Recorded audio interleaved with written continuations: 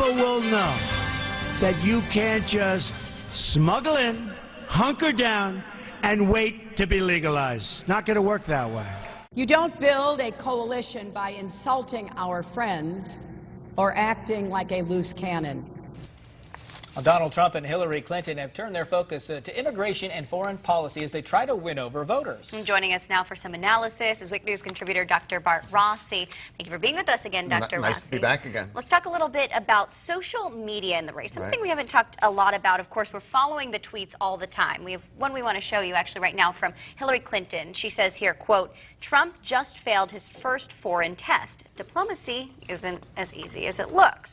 We have another one here from Donald Trump. He also takes Twitter writing, "Hillary Clinton didn't go to Louisiana, and now she didn't go to Mexico. She doesn't have the drive or stamina to make America great again." We're kind of in a different place than we were in any prior election, with them immediately being able to reach voters through the internet, through social media, with such strong statements. Yeah, I think social media matters. It makes a difference today.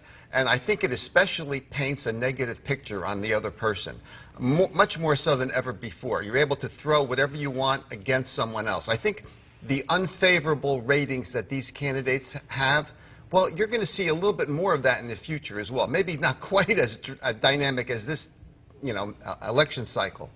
But social media allows for people to attack the weaknesses of the other person immediately and continuously. Right. So you're really going to have a lot of negativity going forward with social media. Yeah, you're the political psychologist here. It also has a big impact on Facebook. People lose friends, gain friends, get tired of seeing it, get in huge arguments. It changes the conversation. Excellent point, because, it's about your belief system. Who you're going to vote for has to do with your internal mechanisms in terms of how you think and what you believe, your mental set in terms of the world.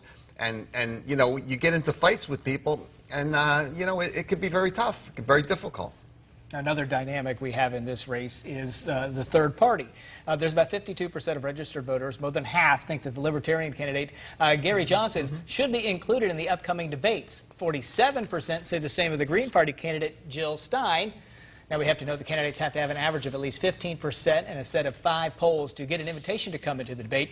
And in a Fox News poll, the most recent, Johnson at 9%, Stein is 4%. So they're not at that threshold, but they're a part of the conversation this time around that we haven't seen since maybe Ross Perot. Correct, yeah. And I think that if Gary Johnson can get in the debate, if he can get there, it would help Donald Trump. Because Donald Trump is a master at deflecting and pitting one person against another. He's really good at marketing himself and projecting a certain image. Again, that most authoritarian, I'm the guy, I'm the smackdown artist, I'm going to make the world great and certainly America great. Well, he's going to do that better when there are more people in a debate. And he did that already in the primary season. It's going to be always interesting to watch. Quite dynamic, this race, as always. Thank you so much, Dr. Rossi, for being with us again this morning.